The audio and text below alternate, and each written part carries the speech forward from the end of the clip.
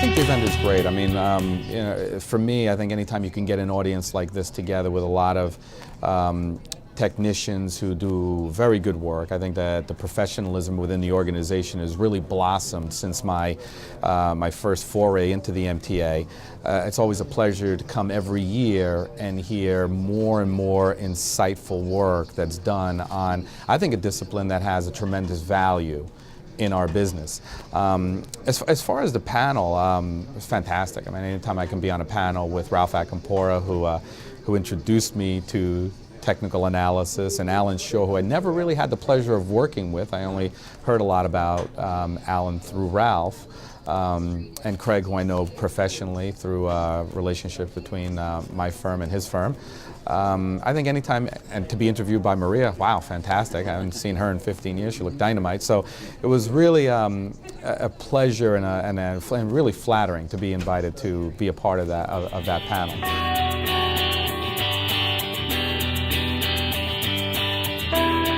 Well, I think, so for me, technicals work. That's, so if we really dissect it, fundamentals work, technicals work, quant models work, quantitative data points work, economic data works. It's the analysis that's fraught with error and bias, right? So it's the practice and the discipline and the honing of our skills that differentiates how I interpret technical data versus how you would interpret technical data, excuse me, or anybody in this audience would interpret it, right? Because really in its purest sense, we would look at this data, this technical data, and we should all have the same interpretation. After all, we're looking at the same data. Why would there be any interpretation difference? Well, there is. Right? There's interpretation difference because you practice it different than I do. You have different views, different biases, which is where a lot of the analytical risk lies. So the way I think about things is that fundamentals and technicals and quant and economic data, it's all really linked together. So technicals work, my failures are my misinterpretation of the technicals. So I think the more that we can hone our skills and practice this discipline and really focus on, quite frankly, what I spoke about during this presentation, I like to take ownership for some of the things I say, and is that if we practice what is, recognizing what is, and manage technically according to the information that is, there's a lot less risk in that than managing according to what forecasts we might have. So I think technicals for me are the most objective way, for me. Now that might not be for you, it might not be for other analysts, but for me it's the most objective way to actually analyze market data globally.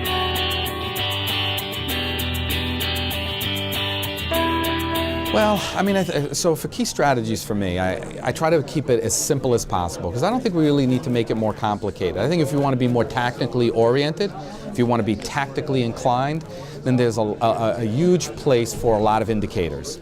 Whether it be MACD analysis or Wyckoff or RSI divergences, if you're tactically inclined.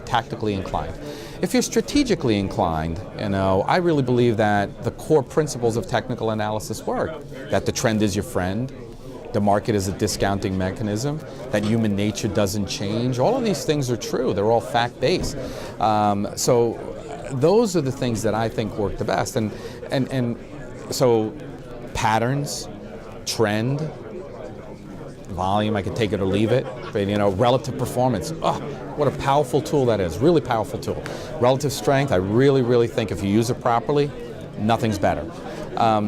In terms of lessons I've learned is, what I tried to share with the audience is that the lesson that I think is most valuable for me as a portfolio manager, practicing technical analysis, is that don't get too far ahead of the information you have. Be careful about how far you extrapolate the data you have, because recognizing the data you have and acting accordingly will make you look like a brilliant forecaster without you making a forecast. So I think the example that I gave about Japan, and I don't know if I added enough meat or color to it, but if we asked a question during that panel about how many of you think interest rates are going up from here? Well, almost everyone raised their hand. Well, of course, you'd have to be a knucklehead not to think rates are going up. They're so low. If we had asked the same question in Japan 10 or 12 years ago, my suspicion is the answer would have been the same. Of course rates are going to go up. I don't know when, but they're definitely going to go up. So let's say I gave you money now to invest according to your discipline in the bond market, using technical analysis. You would have invested that money according to the environment that you had at that time. Interest rates are low, so therefore I'm going to do this, but boy, if things change, I'm going to invest accordingly. Well, things didn't change. You were already positioned that way anyway. 10 years later, be like, how did you get such brilliant numbers? How did you do that? Well, I'm this brilliant forecaster. I knew rates were going to stay low because economic activity in Japan. Meanwhile, that's not true, right? All you did was recognize the data and act accordingly. So that's the most valuable lesson, is that we have so much good information today. Translating and interpreting that information is incredibly valuable.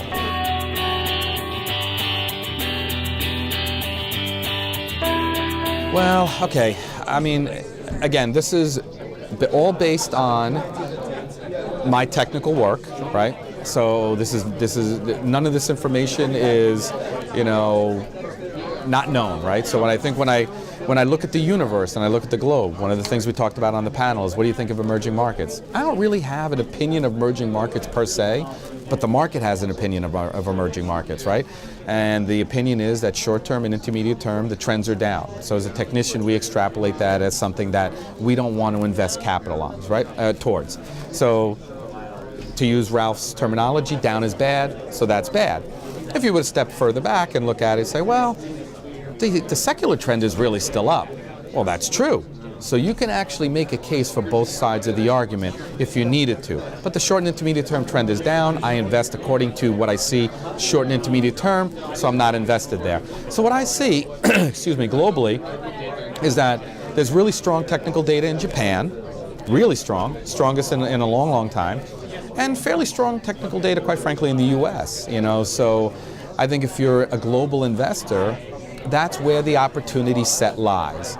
This is not a forecast. This says in no way suggests anything about what I feel strongly about. What I do feel strongly about is that that's what is strong today. Japan is strong. I want to recognize that and I want to follow that.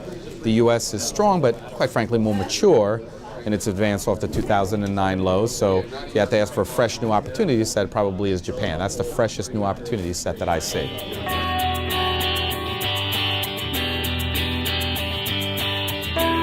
Well, I mean, I'm very optimistic about the future. Now, optimistic within reason, right? Because I do think that there is a real opportunity for the professionalism of this organization to broaden and to bring something to the table that most organizations don't really appreciate as much as I think we could help them appreciate.